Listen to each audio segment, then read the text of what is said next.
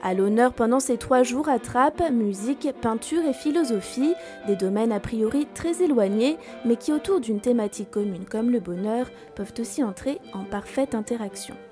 Je conçois d'ailleurs la peinture comme un travail musical, c'est-à-dire à la fois avec de la composition et de l'improvisation, utiliser la couleur comme l'harmonie en musique, la ligne comme la mélodie, enfin voilà, ça c'est quelque chose. Et du coup de pouvoir travailler aussi avec des musiciens et des comédiens, pour moi c'est le cœur de la création. Et c'est précisément grâce à cette communion entre différents domaines que l'artiste parvient à procurer du bonheur à travers des œuvres où les couleurs entretiennent un rapport musical.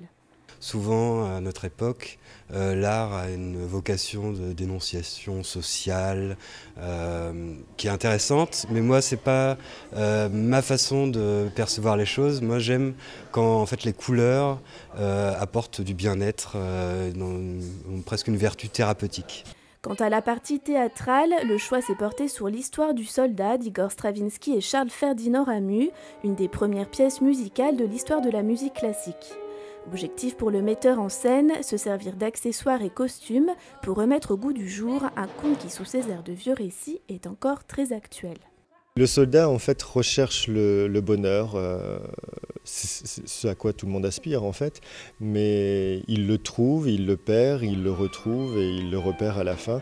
Donc c'est un peu cette quête perpétuelle de tout à chacun. Une dernière représentation de l'histoire du soldat, mise en scène par Olivier Desnains, aura lieu ce soir à 20 h à l'auditorium de l'école de musique à Trappes.